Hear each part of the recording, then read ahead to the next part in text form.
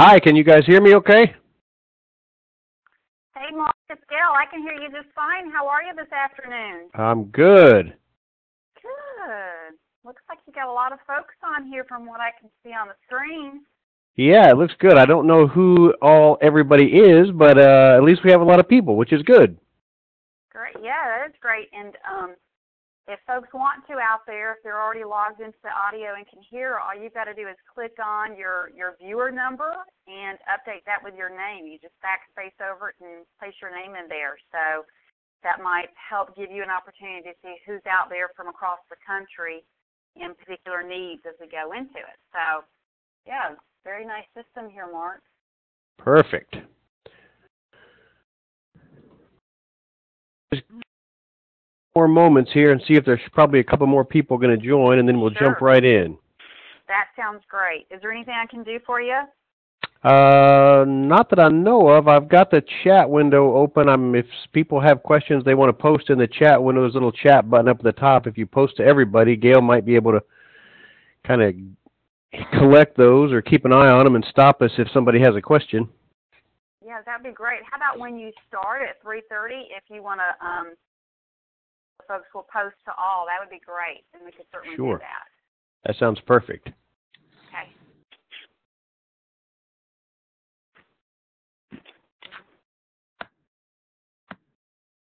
Mark, this is Keith Andrews of Alabama. I just got logged on.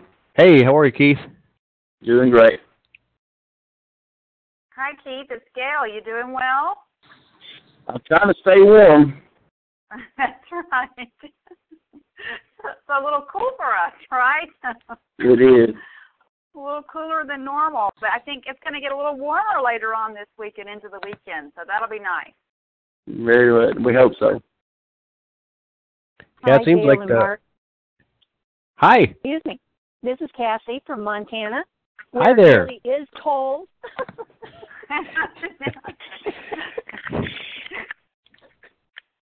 Yeah, you know way more about cold than the rest of us do, that's for sure. Well, you know, we've been having some weird weather, though. We had freezing fog this morning, and we don't usually get that. So it's kind of just been a weird year. And it may get a lot weirder before it gets over this and warms up for all.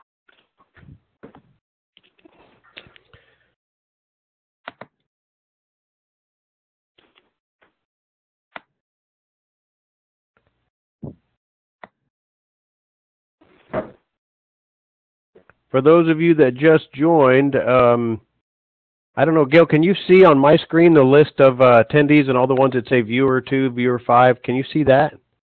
I sure can, Mark. I can see that. Okay.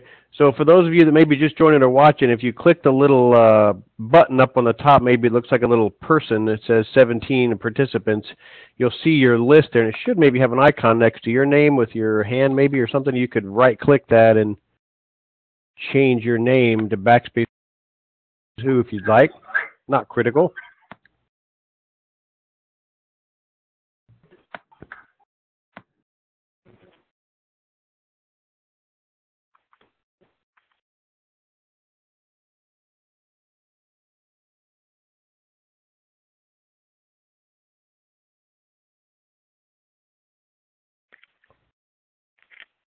So that was just me playing with the button to see what it would do.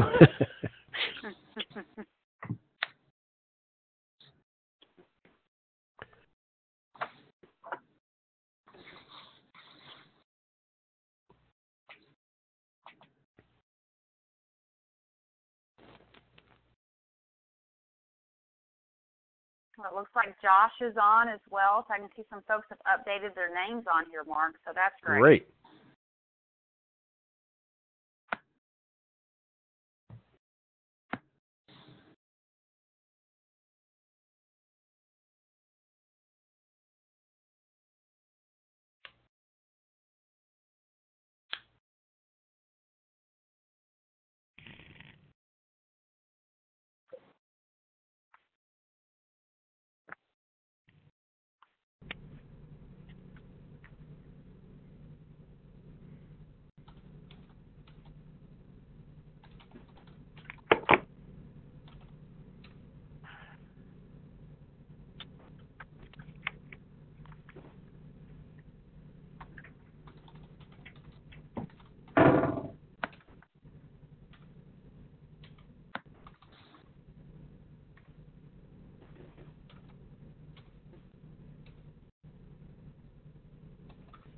just make sure everybody has at least a number they can dial into if they're having trouble. I think Josh might be having trouble with a number. Okay. Hello, this is Oscar Carter from Missouri. Hey. Hi, Oscar. How are you today? Oh, not bad. Looking out here at the Missouri River, it's got a lot of ice in it this morning, though. Yeah. It's sounding like that all over the country, that we're all pretty cool. Yep, wintertime.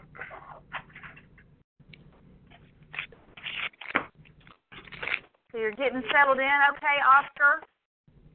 Yeah, I get to wear two hats for a while to find a new executive director for Missouri here for SkillsUSA. Let us know how we can help. You've got a great network of state directors that are on this webinar with you today, and I'm sure it's been shared with you just how willing they are to help and to share resources. Oh, yes. Everybody's been wonderful. Great. All right, well, I've got 3:30, so I'm going to go ahead and start here because we've got an awful lot to cover, and I'm hoping we can get through this material in less than an hour, and then this is scheduled for an hour and a half. So once we wrap up these things, we'll have plenty of time for questions. If you want to stick around and ask questions, you're more than welcome to. We can stay till 8 or 9 o'clock. If you're done, then we can wrap up as soon as we're finished. So I'm going to my name is Mark Williams, by the way. I'm just going to walk through a couple of slides of some things we want to talk about in regards to conference registration stuff. If you don't mind muting your phone if you can, if you have a question, unmute and holler out, and we'll try and stop. And like I said, we'll have plenty of time for questions at the end. But what I want to walk through today is just some of the things about the conference registration platform, how you can configure the site for your regional or state conferences, and how we can kind of use this platform to help the conference process. It's just at a super high level. I'm just going to walk through what the process looks like for making the whole registration site work. The site begins, as you've probably all been buried in for the past 5 months or so, in getting your membership configured onto the website in terms of entering members or uploading members, joining your training programs, printing off invoices, that type of stuff.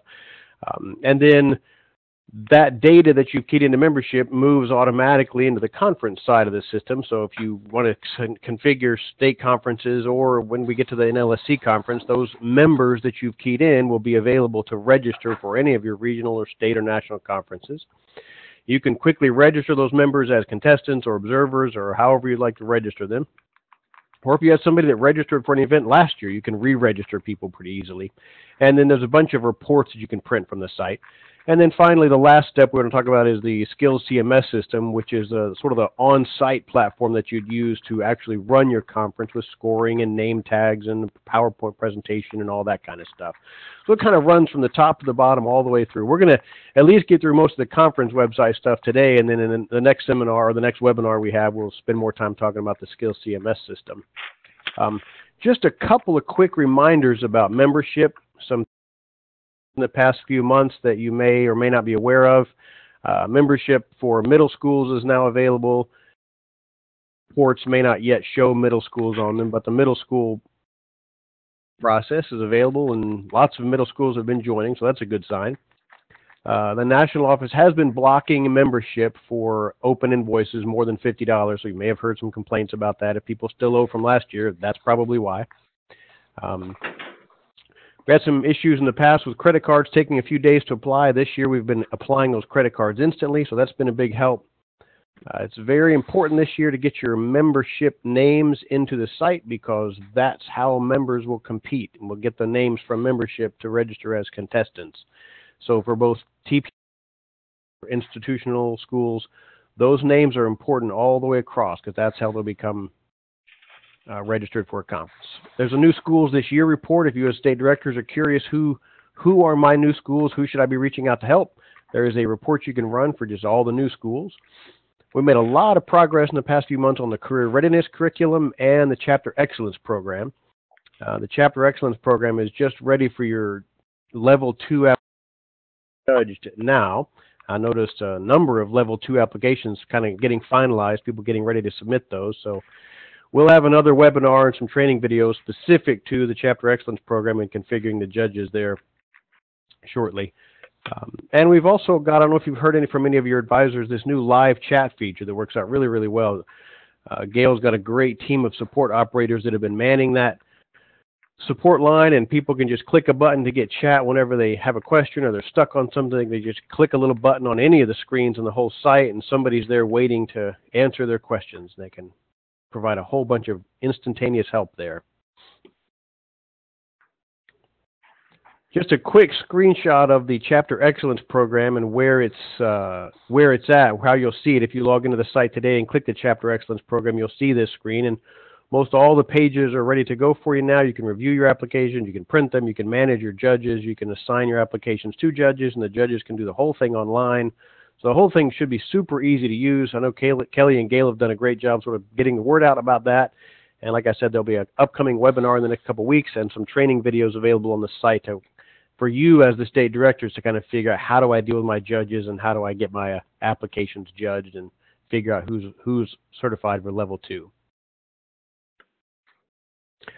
On the conference side, there's a couple of reminders I want to go through right quick. For national conference, only paid SkillsUSA members will be able to compete or register as contestants for the national conference. For your state conference, your regional conferences, those kinds of things, you as the state director can configure whether or not unpaid members or unjoined members can register or not. That's up to you. But for the national conference, that's going to be locked down to where only paid SkillsUSA members will be able to register as contestants. New features this year to make it easy to add multiple contests at once. Some of your states don't allow that, but if you're one of the states that does let a student come compete in welding and prepared speech all at the same time, it's super easy now to register for 2 or 3 different contests at one time. We've just introduced some new features on the site to make it much easier for teams to register. We've had a lot of confusion about teams and team codes and team sequences. We'll talk more about that here in a few minutes. If you like to keep track of the payments, the fees, the invoices for your state conferences, you can do that now with a conference submission concept that allows you to figure out fees and get an invoice generated for the people at your state. We also have a feature to allow automatic calculation of late registration fees. So some of your states want to charge a late fee if you don't register before February 1st. Now the site will do that. We also have regional director logins available now. If you want to have somebody, not you as the state director, but maybe you have somebody who's going to run the District 1 event for you, you can configure that as a regional director, and they can just mess with District 1 and somebody else be the regional director for District 2 and somebody else for the District 3. So you can kind of break that out and configure it so different people can help you configure the site and work with the system. A couple of other enhancements there we'll talk through quickly. You can become your state users to help with troubleshooting. If you have people that are calling you or emailing you saying, I can't see this event, or why does this contest not show up, you can log into the site as them with just one simple click and see exactly what they would see. I have a couple of states that have reached out in the past year or so to wonder about the hotel planner, if they could use the hotel planner. It is possible now to use the hotel planner for your state events if you need it. So there's a little bit of extra configuration, a few extra steps to make with the hotel planner from the national conference. You can for your state conference. And then finally, some enhancements to the mass emailer, some enhancements for stability, making that thing a little bit easier to use. What I want to go through right quick is just a couple of things for configuring your events. If you may recall, if you want to run some district events, you just email us and let us know events and 5 district events, how many you need. We can set those up for you, and then you can configure the settings for your district events yourself. And there's a couple of things there I want to show that are kind of nice. You can configure your own state level contests. In this case, you see a screenshot of just a first place demo contest. There's not really a first place demo contest at national, but maybe a state would have something like that. Hey, Mark, this is Gail. I'm trying to get some confirmation online from some folks, but my screen has not changed. And since I'm privy to your PowerPoint, I know that it should have by now. So can you tell me if you're... I'm still seeing the 50-foot view on my side right now. Gail, online. this is Kelly, and it's been changing for us. Okay, so it's just not changing for me right here. Okay. Mark. Yeah, I don't know if anybody else having problems, or it's going to be okay for everybody else. Doesn't look like I just got confirmation from Josh that his is fine. Okay. This is Kathy. All right, Mine's so, fine. All right, thank you. Sorry about that. Yeah, if you want to log out, maybe, Gail, and log back in, that might solve it. I don't know.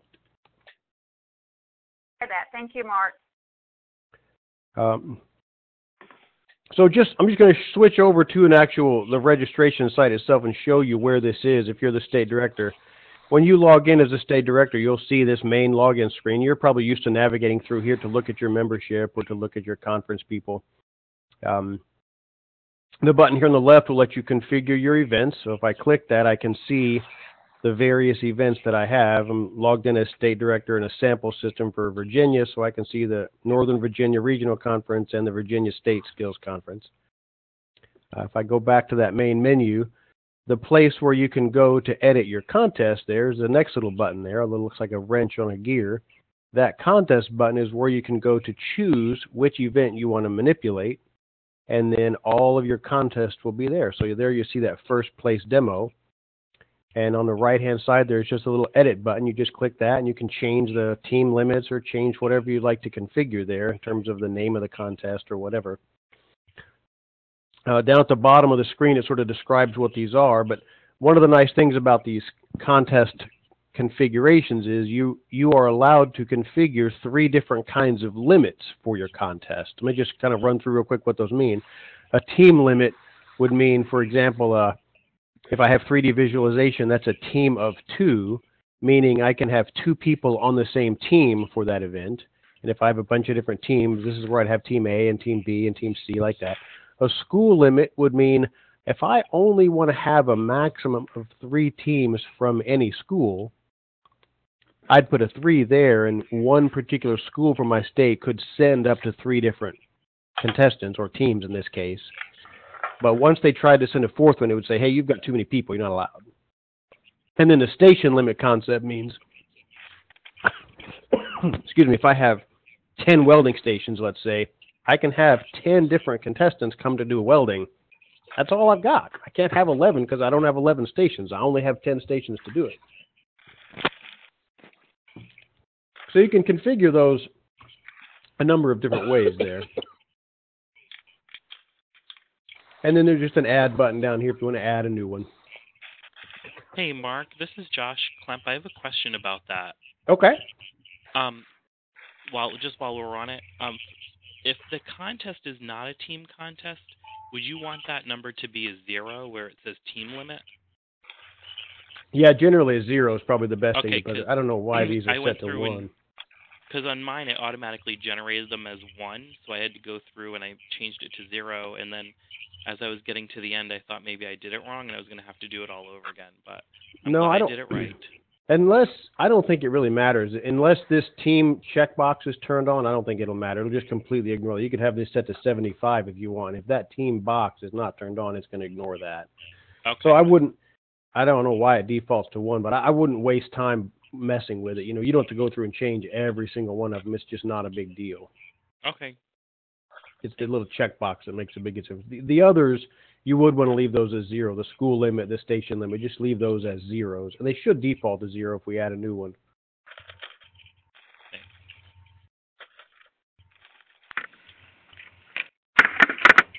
The other thing that is kind of nice here is if you're planning to use a scoring system, you can clone your scoring rules from one contest to another pretty easily. So I'm going to go to the State Director menu and edit my scoring rules now. I've set up all my contests. I want to go and edit my scoring rules.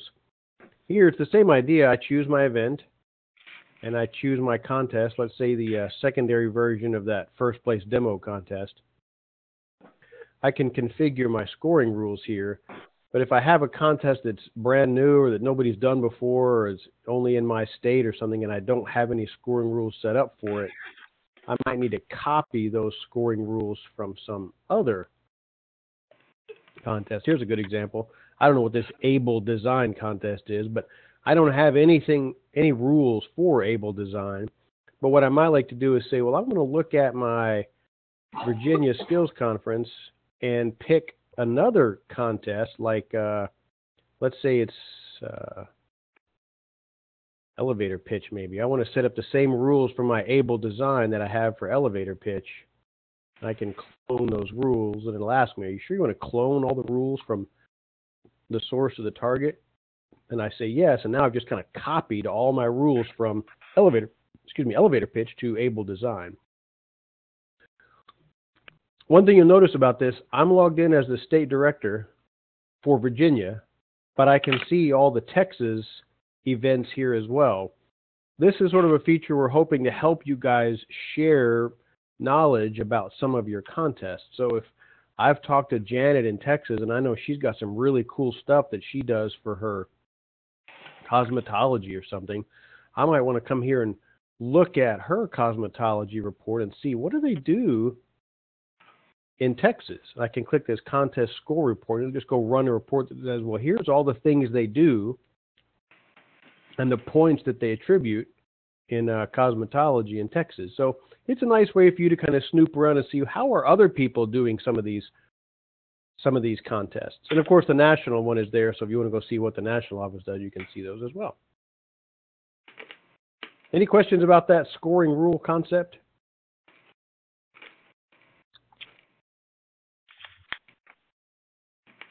All right. A couple things I want to go over right quickly about event fees when you're configuring your regional or state events. There's really 3 different kinds of fees that you can configure for your contestants or observers, parents, whoever's coming.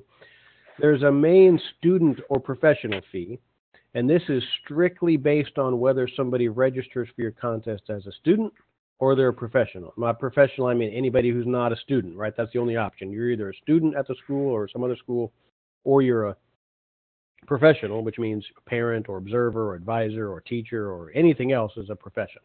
So you can set up one fee for the students or professionals. You could have another fee for your registration types, meaning contestants pay $20, advisors pay $15, and parents pay $50. And then finally, you can also have a per contest fee. So if you have some of those contests that require a lot of equipment, like welding and some of the expensive gases or equipment or electrical components for that, cosmetology has a bunch of stuff you need to bring. You might say, hey, if you're a welding contestant, just for competing in welding, there's an extra $50 fee. You can configure that. Let me just show you where those are set. If I switch back to the main site, those are configured for each event. So if I go and look at the events, and I choose the Virginia State Skills Conference, you can see right here on the far right, I've got a fee for the student of $25 and a fee for professionals of $50. That's the first setting. If I click details here, I'll see some of the other information down below about some of the other fees. And this is where you could have a registration type fee. In this case, an observer is going to pay an extra $10, and a monthly visitor, I don't know what a monthly visitor is, but in Virginia they might have a monthly visitor that's going to pay $75. Now, the thing to remember about this is they are in combination, so these fees continue to add up. So up at the top, if I'm a parent attending this conference, I'm going to pay $50 because I'm signing up as a professional, not a student. And I'm just an observer. So when I choose observer of my registration type, I'm going to pay another $10 for that. So the whole fee for a parent observer is $60, $10 down here and $50 up here. So they add up. I've had some questions where state directors go to configure this and can't figure out, why is my fee $100? It's supposed to be $50. Well, they put $50 up here and $50 down here, and they're cumulative. It gives you more flexibility so you can configure those fees however you'd like. And then that third type of fee at the contest level is controlled on each contest. So if I go to the state director menu, edit my state contests, there I can see, I don't think I have any here. Oh yeah, do a cabinet making. So here, cabinet making, has its own $50 fee. So if you were a competitor, you'd pay the, whatever it was we saw a minute ago, $10 to be a competitor, and then $50 if you're competing in cabinet making. Somebody who's competing in architectural drafting has to pay $6. So the system, once you configure all those fees, the system will tally them all up on the invoices as people submit them automatically. Questions so far about any of that fee concept? Sound okay? Hey, Mark, this is Kelly. We did see a question from somebody that said, what about a school fee per state, or excuse me, a per school fee for state? So at the moment, we don't have a functionality to drive a flat fee for the whole school.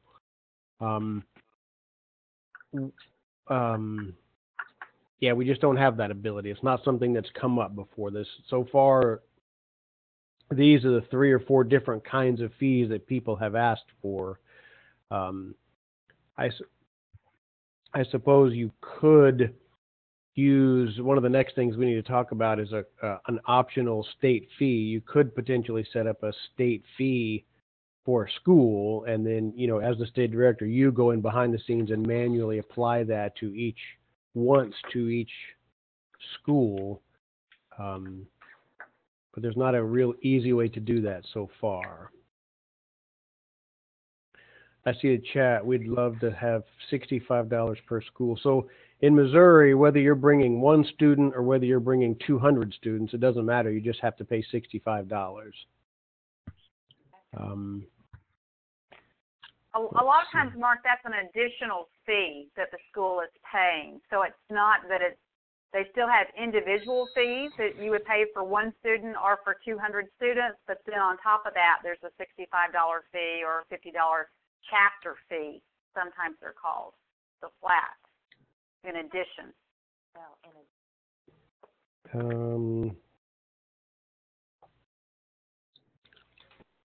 Let's see. It's possible, it's a little bit hokey, but it's possible you could use this next concept here of an optional state product fee to do that. They're always optional, and that's the one thing that makes this a little bit icky, but it wouldn't be impossible to use that to do this. Let me show you how that might work. And it may be that if this is a big need and there's lots of states that need to do this per chapter fee, we may have to figure out another way to do that. But what I could do is if I go to edit the event details, I can configure products here on this products tab. For example, Virginia State Skills Conference has hotels, t-shirts, a welcome dinner, a Six Flags ticket. I could add another product here for the Virginia State Skills Conference, and it would be school attendance fee, and it's $65. So now the school attendance fee is an optional thing that I would tack on. The thing that makes it a little bit icky in this case is when I go to register somebody, I can see for the Virginia State Skills Conference, right now I'm looking at all the schools, but I could say, just show me the Bedford Science Center. Now I see here's all the people that are coming from the Bedford Science Center. I would just pick one of those guys. Let's say I pick this person. And I would add into their fees down at the bottom. I would say, okay, I'm going to add whoops, this is the wrong event. No, it's the right event. I would add that fee. I don't know why that fee's, I didn't turn it on active. Hold on 1 second. Oops.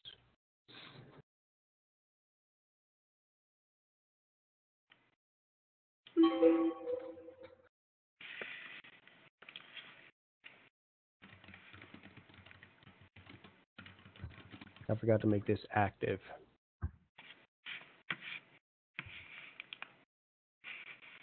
So now if I go back to one of these people from this school, I can add an event item fee down here, and the fee I want to choose is the school attendance fee of $65. And you'll see that's also where the other optional things are, like a t-shirt. This person also wants a t-shirt. The key is I would only want to add this school attendance fee to one of the people from that school so that when I ran the fee details report for that school, I would see there's the registration school attendance fee of $65. So even though they're bringing 3 different people, the school attendance fee is only going to show up on one of them.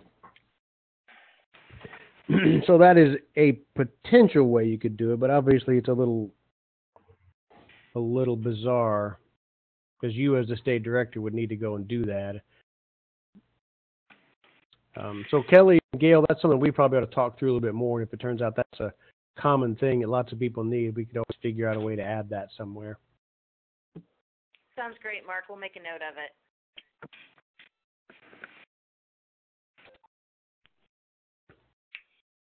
All right.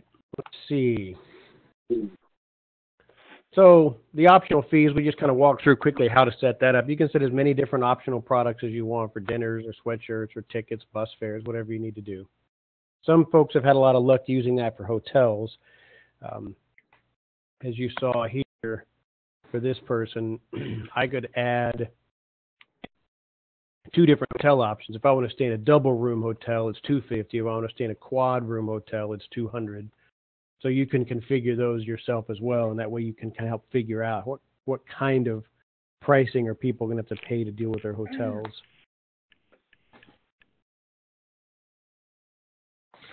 The only thing that's still a little frustrating about the optional fee items is that key word, they're optional.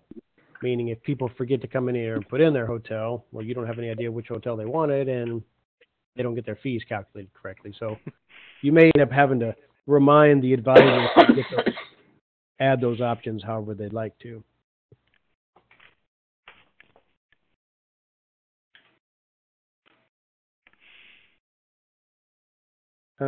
I see some chatting in the question board about number of teams per school. You can configure that, I think. Let me make sure I'm not misunderstanding what you all are asking for there, but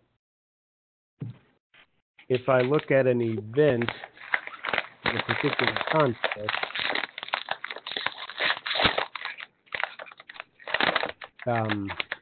let's say Career Pathways Showcase, for example, it's a team limit of 3, but I want to say there's a school limit of 5, meaning no school should bring more than 5 teams. That's how that concept works, to limit how many teams a particular school has. Sometimes this is used to prevent some particular school from dominating a particular contest. You know, one school always brings 20 different teams. You may use this to say, we don't want you to bring so many teams. It takes way too much time. Nobody wants to see all your stuff that many times. So we're going to limit you to 5. Is that kind of what you're asking for, talking about there in the chat question? Can you tell us, Gail? I think, Mark, the one that you're seeing is Oscar's. You're seeing his last statement there, and you did just answer that one perfectly. I think it stems though from. If you don't have a particular question, would you mind muting your phone? Because it sounds like somebody's wrapping a package with tape or something. I'm having a hard time hearing what Gail's saying there. Thank you. I think it stems from a question right before that, though, that Peyton's asking if there's a way to tie in the limit for a contest to the advisors that are registered, particularly advisors registered under a particular program area. So Peyton's question is right before that. And Peyton, if you're still on the line, you can certainly expand on that as well. But that if there were 2 carpentry contestants allowed per advisor, and the school had 2 advisors that were carpentry section advisors, and then they could have 4 carpentry participants from that school. That sounds a bit complicated. Yeah, it is, and what we ran into is we have so many schools that have advisors that may be teaching the same area. So what we have to do is a per instructor limit. I guess we could still adapt it based off of, and that's per registered professional member, whether or not they register for state conference, but they've paid their membership as a professional member, then that allows them to X number of slots. per So it's not contest. so much how many advisors they're coming, like each chaperone, for example, each chaperoning advisor that's coming could bring 2 students with him. It's not that. It's saying if I have 4 teachers that teach carpentry, even if they're not, none of the teachers are coming to my state conference, but they have 4 registered teachers who are SkillsUSA professionals, each of those teachers could send their top 2, and so you get 8 from that school. That would be correct, yes, sir. Yeah, let me jot that down. That's something else that I've not heard of before. Figures you'd come from North Carolina. Yeah, just so kidding. we're always a pain down here. I like North Carolina. We're just keeping you on your toes there. There you go. Mark, that's why they're just listed as viewer 18A. So there's no Oh, there you go. You're anonymous. That's right. Wink, wink. All right. That's a good point. So that would, conceptually, if we decided to add that, that would just be another column in here. So you'd have a team limit, a school limit, an advisor limit, and then a station limit. I don't guess we have a great way to figure out if that kind of concept is spread out and there's 6 other states that would like to do something like that, or that's just something unique to North Carolina. But that's something that, I don't know if we do a survey or what, Kelly and Gail, there's some way to figure out, is that a pretty common thing, or if we build all that, would North Carolina be the only ones that use it? We need to figure that part out, I guess. You bet, got it. All right, so a couple of more things about the fees. There's some options here for configuring whether you want to invoice automatically generated when people submit their conference registrations or not, and then also whether you want to lock down those changes when people submit their conference registrations. So you can configure that sort of in the same general area. If I go to look at a particular event, and I'm looking at the Virginia State event, by clicking details here, I can see down at the bottom all these different options. They're called event control settings. And the one called invoice on submit, I have that set to 1 here. So that means when people submit their conference registrations to me, they are going to instantly generate an invoice for them. It's going to get emailed to them. It'll be a permanent record of that invoice. And I also have this lockdown on submit turned on so that once they submit, they are going to be locked down. They can't go back later and change a name or change a contestant to some other contest. Once you submit, you're done. So those are settings that you can control. And you'll sort of see how that looks on this screenshot here. If I submit my conference, it's going to ask me, I'm going to have to do one of these. I have to either get invoiced per training program or invoiced per school. Invoiced per training program would mean I won't have one invoice coming out for the 6 people who are registered for my HVAC training program, and I'd have another invoice that comes out generated for my cosmetology program. There's 2 people there. So if I choose these options on the left, I'm going to get 2 different invoices, whereas if I choose invoice per school on the right, I'm going to get 1 invoice for the whole school, 8 people, all of them piled together. So when I use that invoice on submit feature, anytime they submit, they got to choose one of the 2 of these. I know some states have had some issues before where they need a estimate of the fees. They need to see like a preview or a price check before they generate an invoice. So they could always hit this preview estimate of fees and print that off and give it to their business office and say, hey, is it okay if I spend this $780? Yes or no, and then once they get approval with a PO number or something, then they come back and actually submit them, and the invoice will be generated at that point.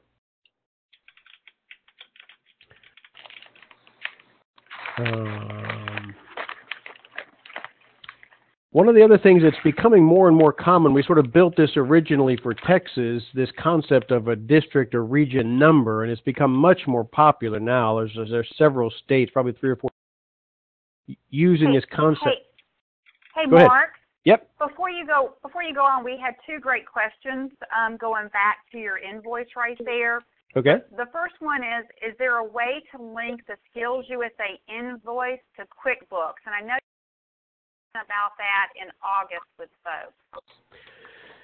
Yeah, there's not a great automatic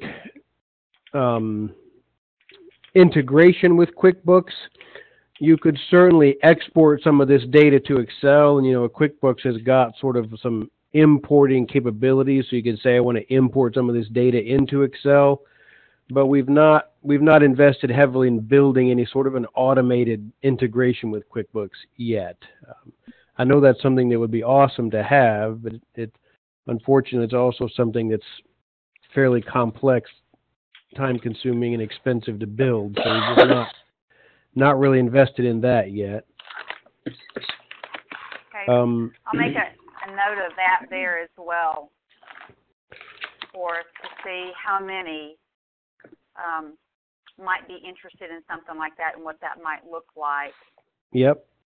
And I've seen another chat question about leadership versus skilled events. I've heard that from a number of places where we'd like to have some limit to say a student can compete in one leadership and one skilled, or one skilled and two leadership. We don't have that level of granularity configured yet, but I keep hearing things like that. So it seems like that's something that we'd want to build in here that would allow you to configure, I'm assuming not at the contest level, but at a individual event level, to say for my regional event or my state event, you can compete in X number of leadership and X number of skilled. The one thing I'm curious about that, if I look at like this action skills event, it is currently we have all these different categories that are called, and the one thing I'm kind of curious about with that is it just skilled or a technical contest and everything else? Or would there be a need to say, well, you could compete in one technical science or skilled contest and one leadership and 3 job exhibits and 2 occupational and 1 demonstration? Or do you feel like it's more 1 skilled event and 3 anything else's? I think it might differ from state to state, really, Mark. Even just seeing the ones that are already listed on here, it really might have some real difference from across the country as to how we might have to work through that. Okay. So it may be that this would need to be some way to say, what's the number you could register for in each of these different types? That's the way it would look, I think.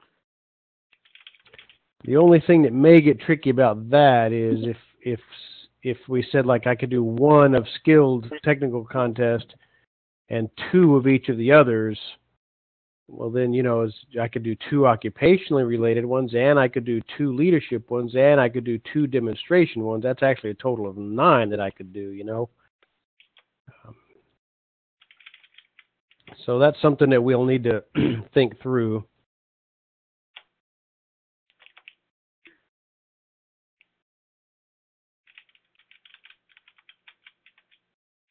It might be easier, and if it solved 80% of the need, it might be easier to say X number of skilled contests and X number of not skilled. Anything else goes in that X number. That might be easier to deal with.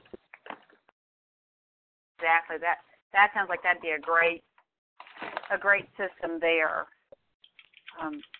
Also, Oscar out of Missouri is asking about adding a state-only contest and having the ability to do that. Yep, that's what these are. So first place demo, those are Able Design. Those are just state-only contests. I don't even know what Able Design is, which we're playing with in Virginia, I guess. Able Design is a state-only contest. So you can add whatever state-only contest you want.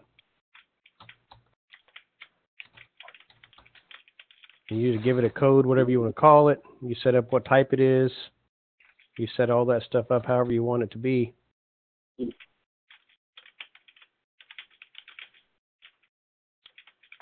So you can set up as many of those as you'd like.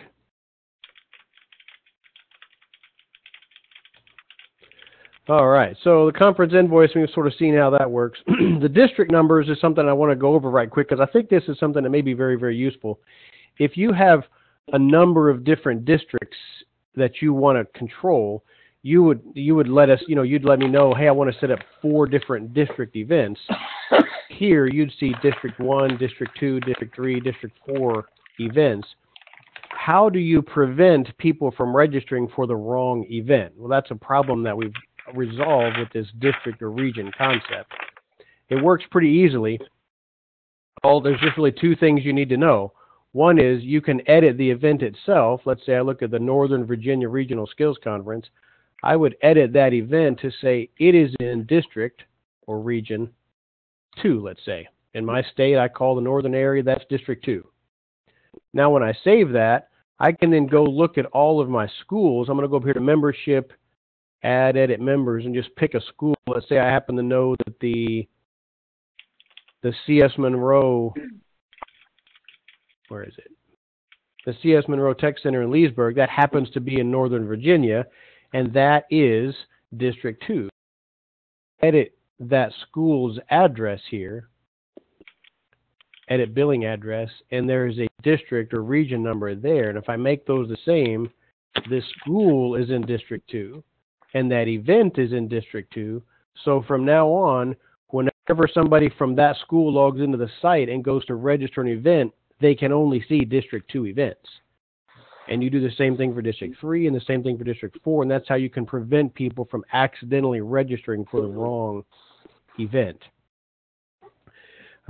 What we've done for a number of states so far is that obviously if you've got 50 or 100 or 300 schools in your state, it can be very time-consuming to go through each school, edit the billing address, and put in that number down there. But if you just let us know, hey, I really want to use this district concept, we can export a little Excel file for you that says, here's all 300 of your schools. You just spin through that Excel file, typing in a district number you want assigned to each one, and send it back to us, and we'll update the website with that information for you. That's been very, very helpful for some states.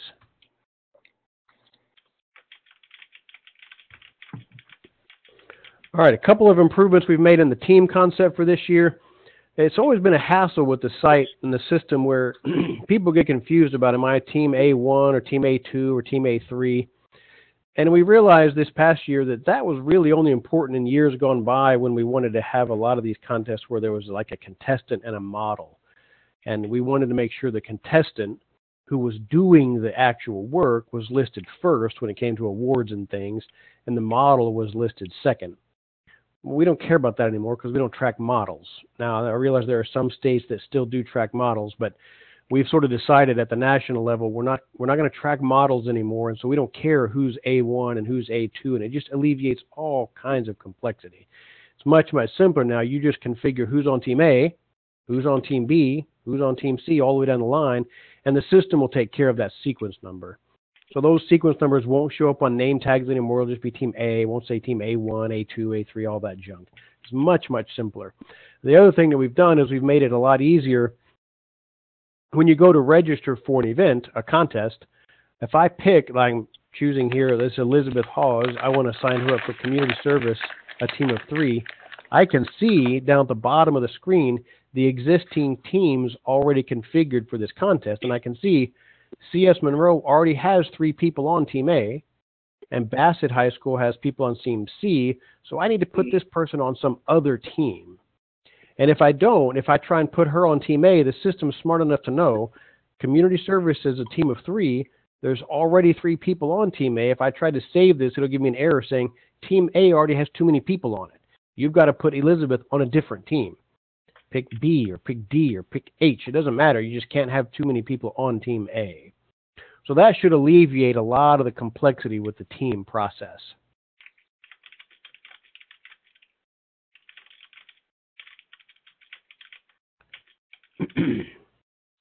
Let's see, are we doing okay with questions here? Why are teachers assigning team codes? Well, that's a good question. The way the system works is it will make an attempt at assigning the next available number. This example I'm showing you on the screen is probably not the best example because I just so happen to have picked C.S. Monroe, for there's already a team here. But in general, the system looks for the next available team letter, and says if there's already people on team A and B and C and D and whatnot, it'll automatically assume, okay, well, the next one available is G, and so the team code would be G, and you could just use this grid down at the bottom to see is there anybody else already on team G.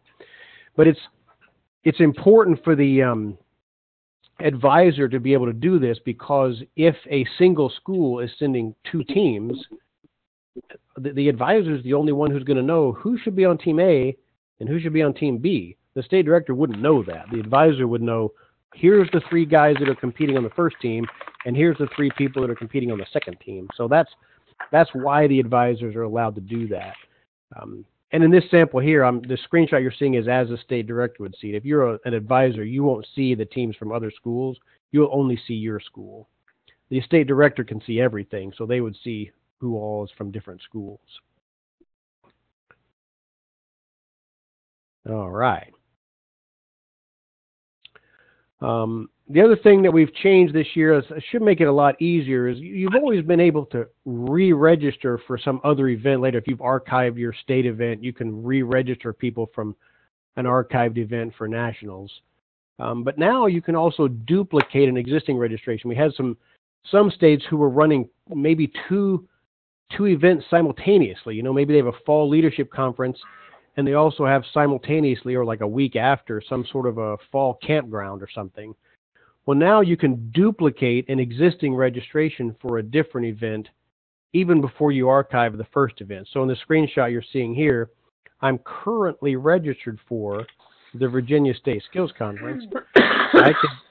I can use this add new event concept to pick some other event, like the SkillsUSA National Conference or some regional conference or a fall camp or whatever, and duplicate this registration. So it basically means take everything I've typed in so far for the first event and just duplicate it for some second event. That makes it a lot quicker and easier for people to, they don't have to type all their stuff in again. They can just quickly duplicate their registrations. Now, you don't have to do anything to turn that on. That's just always available.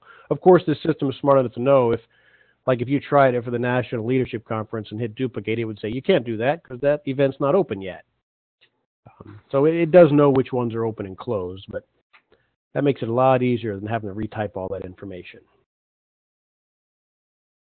All right, we're almost done with the presentation. We should have time for questions here. Just a couple of tips that I think you may find helpful as you're starting to configure this stuff. If you do start to use multiple events, a lot of states have found that it's nice to have an extra event called Please Choose an Event and make that your default, so that people who come to the site and want to register for something don't get confused about which one I'm going to register for.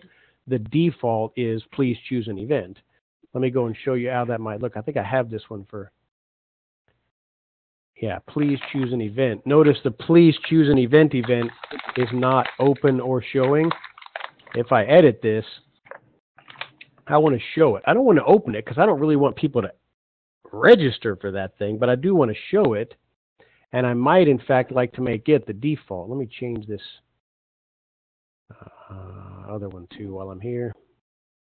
I'm going to set this back so it's not really in a district. Now, if I go back to the main menu, my default event, just here on this main menu, I can choose what is the default event. I want Please Select an Event to be the default. Now, when I go to register for a conference, the default event when people log in will be Please Select Event. And they can't do anything. They can't register for it.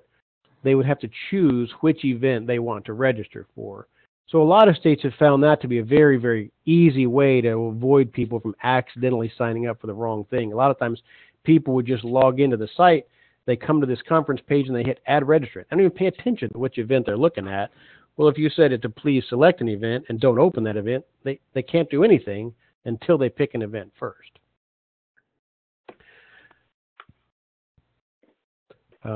You do want to be careful with the open and show flags like we just looked at. If I look back at State Director, edit the event details, each one of these events has an open flag and a show flag. And the difference is show means, do I want to see this event in my drop-down list? Bless you. Open means, is it open for people to register for or not? If you turn both of those off, nobody will ever see that event, including you as the state director. Nobody will see it. So got to be a little bit careful about turning off show. I've answered a lot of emails where people say, what happened to my event? I can't find it anywhere. And I'll go look. Well, you turned it off. You turn off show, nobody sees it. This other thing, we've not talked about this in other previous trainings or webinars, but this Become feature I think is really helpful. I can't stress enough how useful this is. If I go to Edit, and again, you can see this from the main menu too, the link for users, this will just show you the users in your state.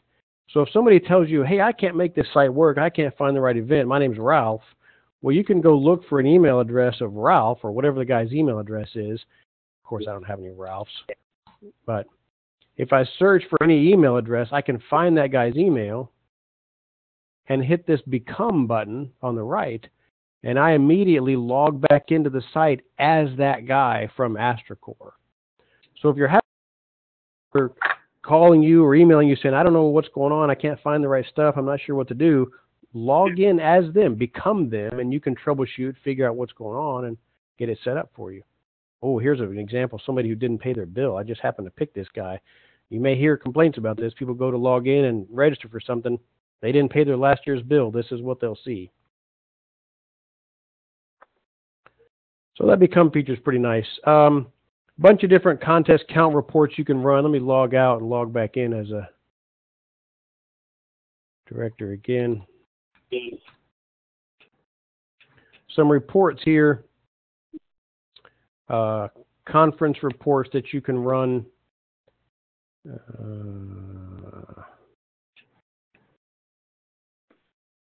bunch of different conference fee reports you can run, gives you lists, fees per summary, all kinds of reports that you can run on the site for your conferences. This is also where somebody was asking earlier about QuickBooks. This is where you can come and say, I want to choose my Northern Virginia event for one school or all schools and dump those out to an Excel, all the invoices to Excel, and you could then use those to import into QuickBooks. Again, it's sort of a tedious manual process, but it is possible. And finally, archiving your event. You probably do want to archive your event, but only after the event is over. That's on the system here. You can find a spot to archive a conference. You can come to the screen and say, it'll tell you, here's my state events. Which one do you want to archive? And you just hit that archive button, and it basically just deletes everybody and makes a kind of a backup copy of all the information. And then those 107 people are no longer registered. That is important to do every year, because if I leave these 107 people from last year's state conference in here, and next year I just open it, well, it's going to look like there's 107 people already registered. They're from last year. I just forgot to clear it out. So that is something you want to do each year at the end of each conference event, is go ahead and archive it. But like I said, don't do it until well after the thing's over. I did have one state director call me at one point and say, well, I'm ready for you to download all the data into SkillsUSA for me. I just archived it. So can you dump it? I'm like, wait, you don't understand. You archived it, which basically deletes all the data. I can't get you anything now. So be careful not to delete those until after you're done with everything. Next webinar we've got in 2 weeks, tentatively planned for January 27th. I know we're right up on the hour. If some of you need to leave at 4:30, it's totally fine. We're going to focus more on the SkillsUSA system. I'm going to walk through a couple more slides on the SkillsUSA system here shortly. There's a couple things you can do to prepare for using this SkillsUSA. If you remember, that very first slide we looked at talks about the final step in the process is using the access-based SkillsUSA. There are some training videos already on the site that you can use for this. If you go to the main menu, you'll see them down towards the bottom. There's a whole YouTube channel for a bunch of training videos that we have there. There's all kinds of videos down here for configuring contests, adding registrants, messing with contestant numbers, all sorts of videos here on the site for using the SkillsUSA. And the other thing that's a great idea if you're planning to use the SkillsUSA system is to download this sample. There's a sample platform here that's got some junk data compiled from a bunch of different states in it. You can download that sample system and start to play with it at any point. You don't have to get your site all set up. You don't have to have your own data. You just play with this sample data. You can start to see how that thing looks and how it works. As a as a high-level overview, that SkillsCMS system is used for actually configuring and running your actual conference. So when you log into it, you'll see something that looks like this. I'm in a sample system now for Indiana. This is the system that a lot of the states are using to actually run their conference, print name badges, generate scoring documents, print reports, print out name badges, and then finally the last step this thing does is it will let you generate a PowerPoint presentation for your award ceremony with one click. So you just click one button and the thing spits out a whole PowerPoint with 10 or 20 or 150 slides. All your winners are set up in gold, silver, bronze. It does the whole thing for you. So that when I say SkillsCMS, that's what I mean, the SkillsUSA Conference Management System. That's what this thing does. And it's sort of the capstone of using this whole process. But using the training videos and then this sample system is a great way to start to get familiar with that. So if you haven't messed with it yet, you don't know much about it, those are a couple of great ways you can get started. And then, like I said, we're having another webinar in a couple weeks where we won't spend any time at all on the website unless people have questions. We'll dig strictly into the SkillsCMS system and get that going.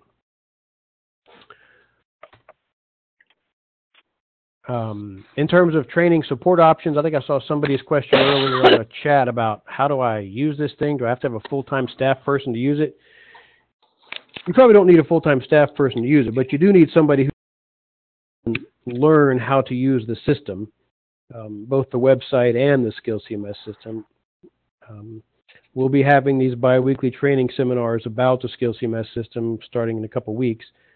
There's training videos, like I said, and then there's also 3 levels of direct support from us to help you get going with it. It's a completely free system, so anybody can use the whole system from beginning to end at no charge. You just download everything you need, email us when you have problems, we'll dump all the data out to Access for you, and you're good to go. But some states would rather have some more hands-on assistance. And so we do offer some support options for that. One is remote support, where for your conference events, we can help remotely via WebEx, on the phone, whatnot, to help you get through your scoring and generating your Excel files and generating your PowerPoint presentation remotely for $12.95 for your state conference.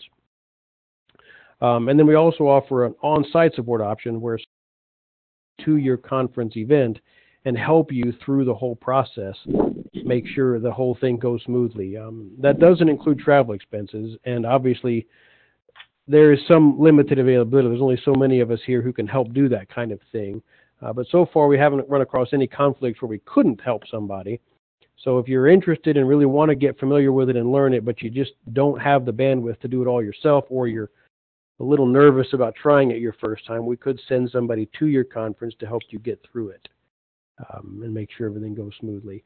But if you're serious about using this kind of platform, I would encourage you to find somebody on your team who's somewhat, familiar with PCs and working with things like this and is willing to invest the time in learning it. It's painful for you and can get painful for us if every year, for 5 years running, we need to keep coming to your state conference to help you get through it. We've done that for a couple states, and we don't mind doing it. It's just, it does get expensive after a while, but it works best if you can find somebody who really was willing to dig in and learn the system, and then they can run it themselves. We've got several states who've done that, and they're fully self-sufficient now, and they're just doing a great job with it. And some of those, I think we could probably, Gail or Kelly, we might be able to get some of those folks to provide some feedback or some guidance or ideas about, hey, here's how I did it in my state, here's how I learned about the system, or how I found somebody on my team who was willing to learn it, and maybe give us some testimonials about how much they like it at this point. Sounds great. Absolutely, Mark, because they were very willing to share that kind of support back in August when you were doing the CMS training with some of them, with digging deeper, and they had a lot of great ideas to share amongst themselves. So definitely we could reach out to those folks who are currently users. Yep. So we've wrapped up just a tiny bit over the hour for working on this stuff. What what questions do we have, either from the chat room or just vocal questions? Look, we still got about 20 or so people on, so that's terrific. We got plenty of time for questions. If you need to go, it's okay. You can hang up and take off. If you want to stick around, I will stick around as long as you guys have questions.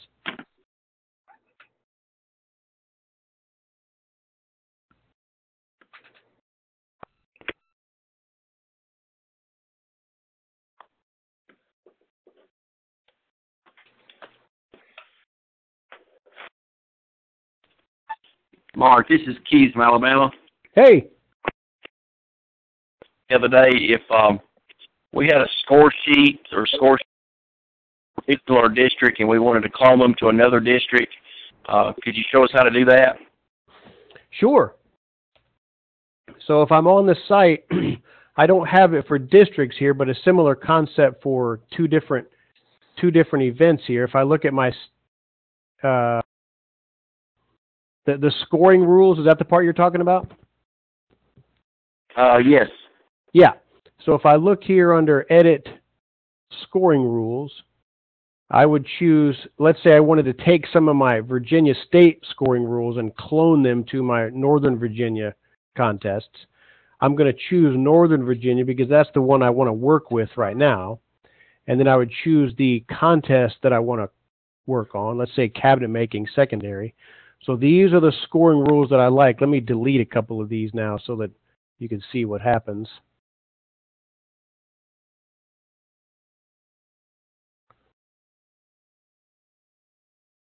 Now if I say, oops, I accidentally messed all these up, I didn't mean to delete those, or I want to start from scratch. Down at the bottom I can say, which contest from which other event do I want to clone from? So if you think of it as a target and a source, up at the top is the target things here, and the source where I want to get them is down here. So I would choose my Virginia State Skills Conference, and then choose Cabinet Makings Secondary. And I can run a report here just to see if I hit this contest scoreboard. It's just going to run a report that says, here's what Virginia State Skills Conference has for cabinet making, so I can kind of eyeball it and make sure, yep, those are exactly the ones I want.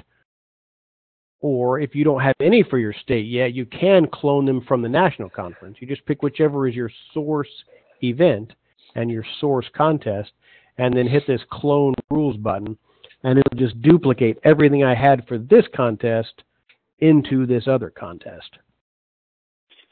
All right, that's good. That's one of the answers we wanted to hear. The other is, what if we wanted to take the entire district, all the contests? Can we do them all at once, or we have to do them individually? Well, there's not a way for you to do that yourself. I have had a couple of states email me and say, hey, I've got this state conference all set up the way I want, or this regional conference, Region 1, I have configured its contests and its scoring rules just the way I want. Could you wipe out my other 4 regions and clone them? And that's something we can do on the back end. It hasn't become a common enough thing for us to build out a whole process on the site to do it. But if you have that configured, let me know. Just shoot me an email and say, hey, I've got my District 1 set up just the way I want. Can you clone that for all my other districts or whatever it is you want? And we can do that in the back end for you without too much difficulty. All right, that's good. Appreciate it. Yeah. I see a question about the Mac platform. Here's what I would say about the Mac platform. Any of the website stuff here works on a Mac just fine. It's browser independent. So I have run into a couple of weird things with Safari on the Mac, but if you use Firefox or use Chrome on the Mac, the website pieces will run fine. This piece, however, the Skills CMS system, is entirely built using Microsoft Office, and the biggest piece of Microsoft Office that it relies on is Microsoft Access. And Microsoft has never released a version of Access for the Mac. So at this point, there's not a way for us to make it function on a Mac. So what I would suggest there is either, I have talked to a couple people who have run Windows in one of the Mac emulator pieces like Parallels or Soft Windows. I've also talked to some people who have, a lot of the Macs nowadays will dual boot, so you can boot them to a Windows machine if you want. But that's the only way you'll get this piece to run is if you're running in a Windows environment with Office And right now, there's some complications around Office. Right now, the version of Office that we're targeting this to is Office 2010 32-bit.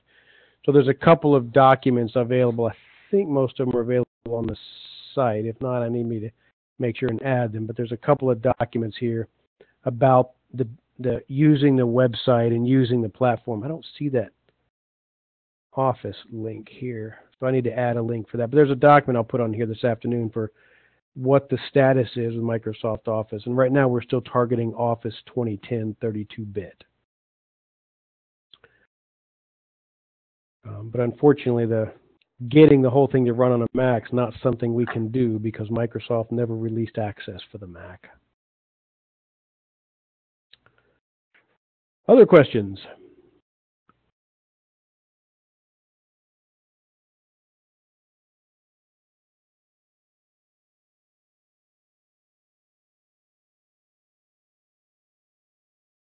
Man, maybe we didn't need to allot 30 minutes for questions. I thought we'd have piles and piles of questions. Could you go over one more time, because this is the first time I've used this, could you go over one more time how to get it to default to please select an event? Good question. So if you don't have enough events, when you log in here and go to events, if you don't have enough events here in your list, you don't have any to start with, and if you email and say, hey, I need an event, we're just going to create one for you. If you need 3 or 4 more, just email us and let us know that you need a couple more. We can create them for you. But you just take one of your events that you're not using and change its name to please select an event or whatever you want it to say there. Just change that name.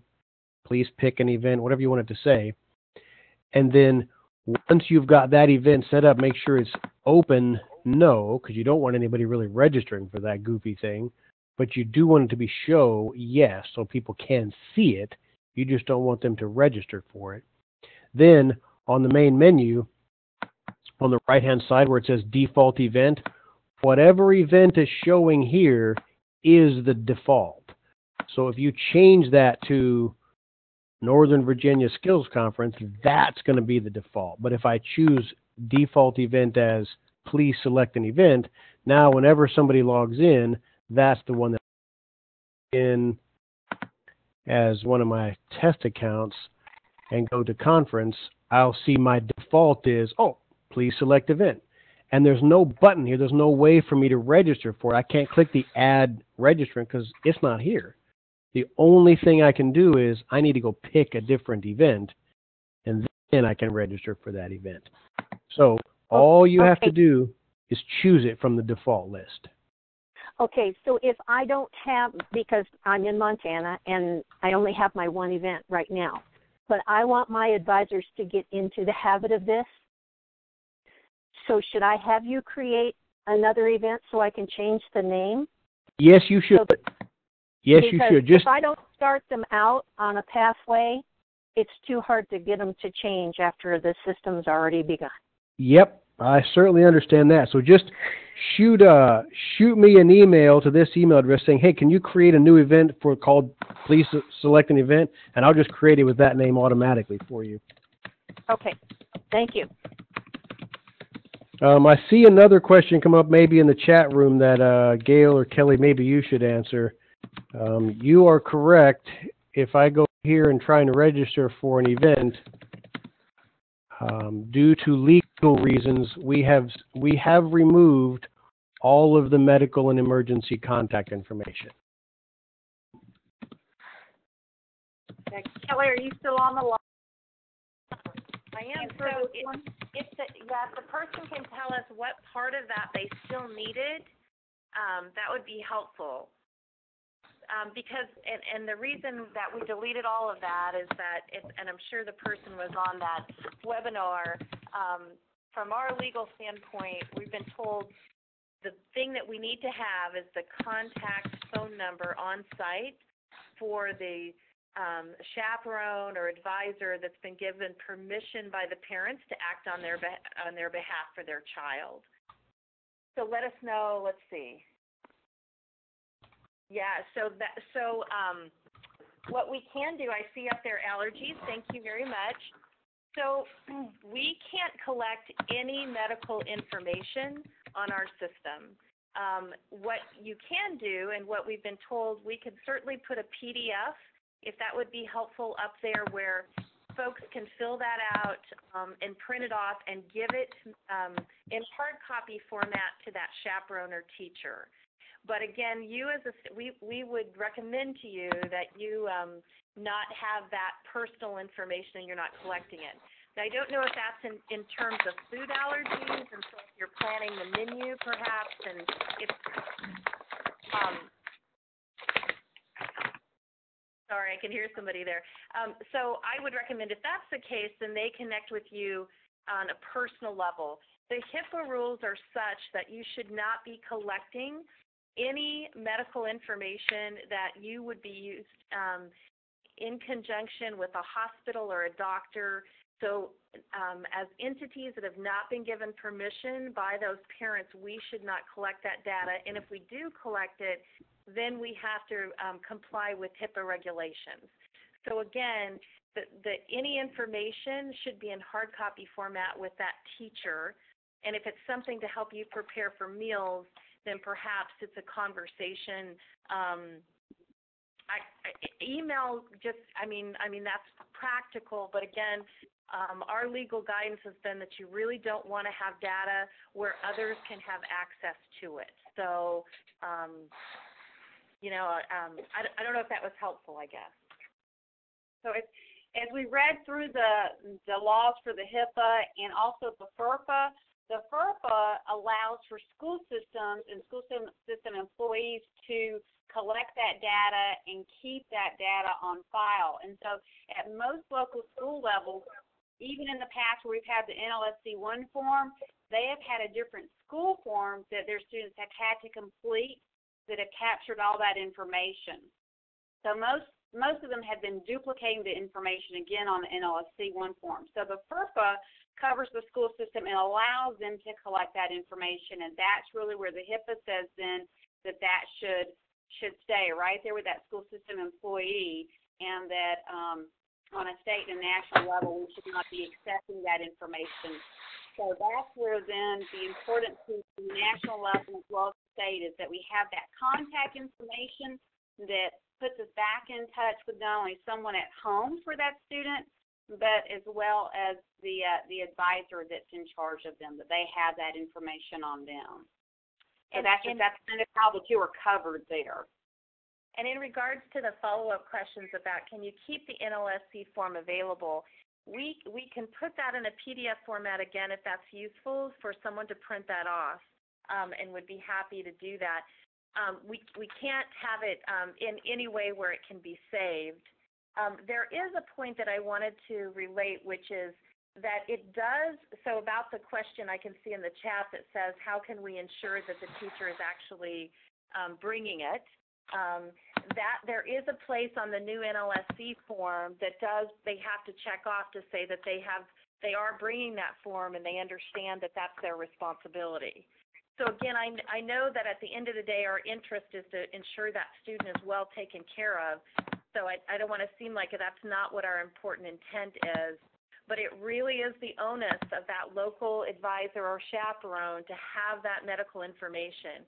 In fact, for those students to be traveling with them, they've confirmed that. So from a legal standpoint, which again, we all know that the best interest of the student is the most important, but from a legal standpoint, when they have checked that off, that they're bringing it, the responsibility has now gone to them. Now, what you'll notice on the form is that it does say that obviously we will connect or contact, in terms of the question was around latex and how do we, trying to think of the word, what do we do to not prevent, but sorry, end of the day, I can't think of the word,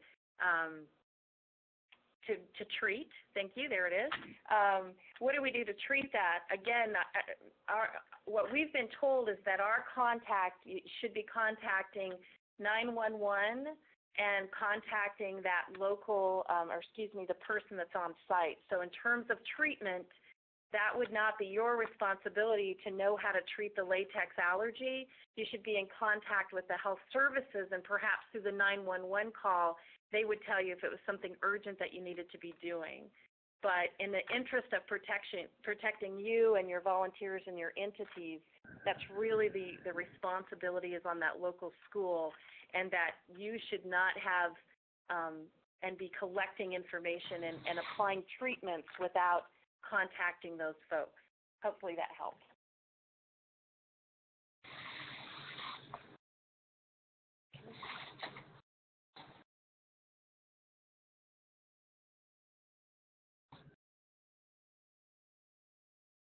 So you bet. We'll definitely get that back up there as well for you.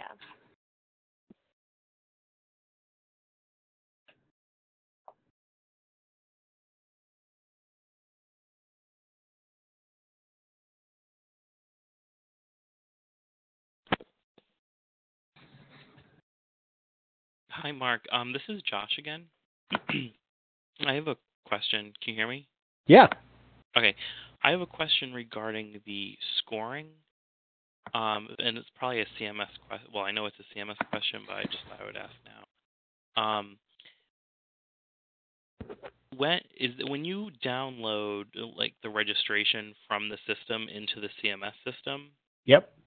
Do you download the scorecards as well, or is that something that we can play around with when you've built that CMS system? It goes both ways. So start out with whatever scoring rules you have set up here get downloaded to the site. So remember, we were looking at that able design thing or whatever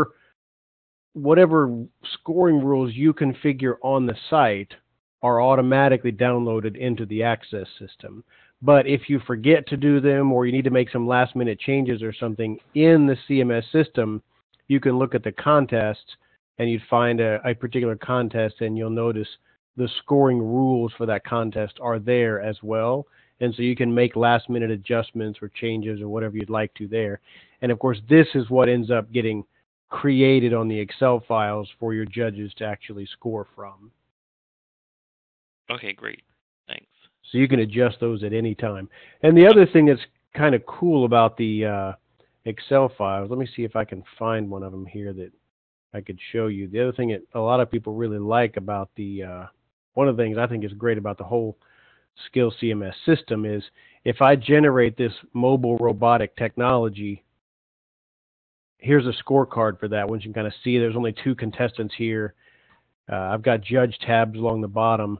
But as the judge or the technical committee person, if even after this thing has been created, if you look at it and realize, well, great, our robotic tank broke and we can't do any of this at all, we can't do this one, you can change the wording for this particular skill area and say, we can't do it. It used to say robotic tank performance round 1 and 2.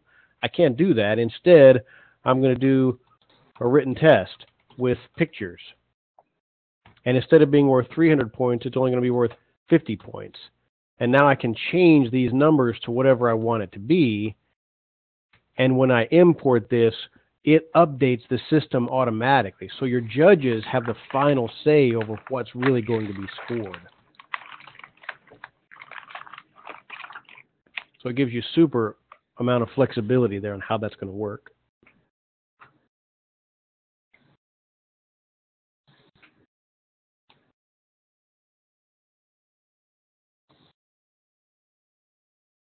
Does that help? Yes, thank you. All right. Any other questions you can think of, anybody?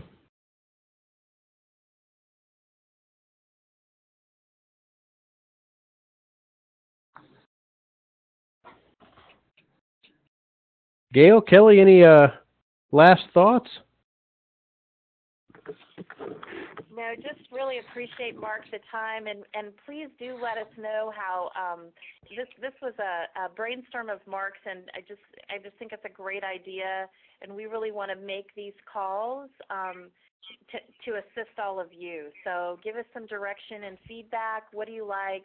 Obviously, next week or in 2 weeks when we dig into CMS, that'll even take it to a different level. But just let us know. We know this is such an important part of your year, and we want it to be it's an amazing system, but boy, it does take a lot of digging in, and we hope that when you know there's a spot you can come to every 2 weeks and get questions answered, that will help to move your process along and make it run more smoothly. So give us some good direction and feedback. We'd appreciate it. Yep, and you certainly don't have to wait for another webinar. This email address, we monitor it all the time. So if you have questions or need help with something or just wonder how something works, shoot us an email there and we'll get back to you ASAP and help out however we can. I really appreciate everybody's time and dedication today, and look for another invitation for another training session in a couple weeks, and we'll hope to talk to you again soon. And hey, Mark, can you hold on for a couple seconds after everybody jumps off? Gail and I have a couple of questions on the CEP reporting we can ask. Sure. Yep, that sounds great. I'm going to go ahead and stop the presentation now so you guys won't see anything. And thanks again for joining today, and look forward to talking to you soon.